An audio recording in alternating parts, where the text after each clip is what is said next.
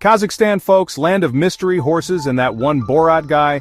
We'll get to that later. It's a place many struggle to find on a map, often mistaken for a made-up country from a spy movie. But trust me, it's real. And its history? Oh, wilder than a yak on an energy drink bender. We're talking ancient tribes, Silk Road shenanigans, a dash of Genghis Khan, and a whole lot of Soviet influence. Buckle up because we're about to dive headfirst into the captivating chaos that is Kazakhstan's past, present, and future. From nomadic tribes roaming the steppes to a modern nation making its mark on the world stage, Kazakhstan's story is one for the history books. So, grab your imaginary passport, and let's embark on this epic journey. Picture this. Endless plains, a sky full of stars, and you haven't seen a Starbucks in weeks. That's the life ancient Kazakhs signed up for. These weren't your average city dwellers. These were hardcore nomads, tough as nails and twice as resourceful. We're talking horseback riding before it was cool, herding sheep like Wall Street herds cash, and mastering archery with the precision of a GPS-guided drone strike.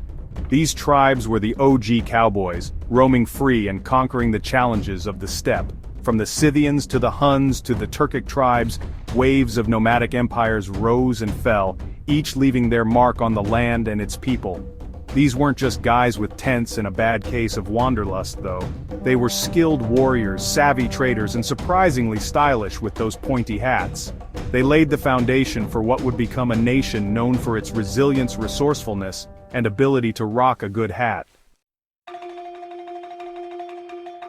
Think of the Silk Road as the Amazon Prime of the ancient world, except instead of 2-day shipping you got camels, bandits, and the occasional sandstorm. And one of the main arteries of this global marketplace ran straight through the heart of Kazakhstan. Cities like Otrar, Taraz, and Turkestan became bustling hubs of trade, where merchants hawked everything from silk and spices to weapons and weird exotic animals. Think of it as a medieval flea market, but with less haggling and more camels blocking traffic. This wasn't just about economics, though. The Silk Road was like a cultural exchange program on steroids. Ideas, religions, and philosophies traveled along with the caravans, transforming Kazakhstan into a melting pot of cultures and a center for intellectual exchange. So, next time you order something online, take a moment to thank those ancient Kazakh traders for pioneering the art of long-distance delivery. And maybe say a little prayer for those poor camels. Section 4, Genghis Khan and the Gang, a quick Mongol makeover. So, back in the 13th century, a certain Genghis Khan decided to throw a massive going-away party for the Mongol Empire. And guess who got an invitation? Yep, our good old pal Kazakhstan. Now, the Mongol conquest wasn't exactly a picnic. I mean, it involved a lot of horses, a lot of yelling, and, oddly enough, a surprising lack of party favors.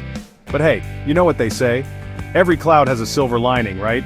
The Mongols, despite their reputation for, well, trashing everything, actually brought some order to the region.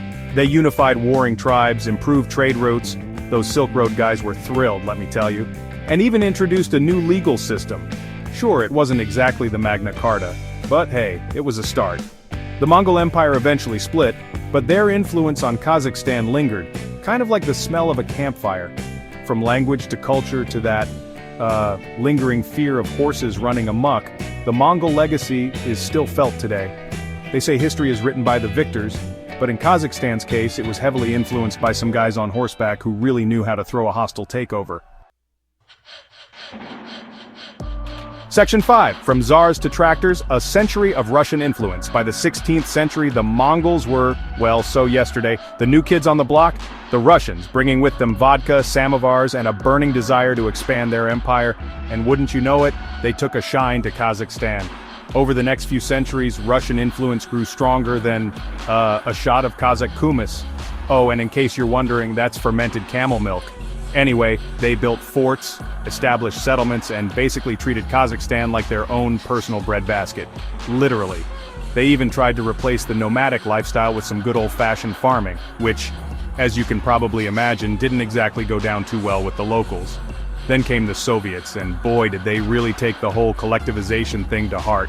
They swapped horses for tractors, yurts for concrete apartments, and traditional nomadic life for, well, let's just say it wasn't exactly a cultural renaissance. The Soviet era was a time of both progress and hardship for Kazakhstan, leaving a complex legacy that honestly the country is still grappling with today. Section 6, Independence Day Borat jokes not included. So, remember that whole Soviet Union thing? Yeah, about that. In 1991 it went kaput. And just like that, Kazakhstan was free to blast the national anthem on repeat and, pursue its dream of becoming the world's leading exporter of potassium. Okay, maybe not that last part. Independence was a big deal. It meant freedom, self-determination, and the chance to finally create a future on their own terms. Of course, it wasn't all smooth sailing. There were economic challenges, political growing pains, and, let's be honest, the occasional awkward encounter with Borat impersonators. Don't ask. But through it all, Kazakhstan persevered. They built a new capital, more on that later, embraced democracy, well, sort of, and carved out a unique identity on the world stage. It wasn't always pretty, but hey, nobody said breaking up with a global superpower was easy. Section 7, Modern Marvel Oil, Astana, and beyond. Fast forward to today and Kazakhstan is like that kid in high school who went through an awkward phase but, emerged as a total rock star. They've got oil, they've got natural resources, and they've got a futuristic capital city that looks like it was designed by, a team of architects high on space-age caffeine. That's right, we're talking about Astana, the city that basically screams, "We've arrived and we're not afraid to embrace the unconventional." From golden towers shaped like eggs to a giant transparent tent that could, honestly, house a small rainforest, Astana is architectural audacity on steroids.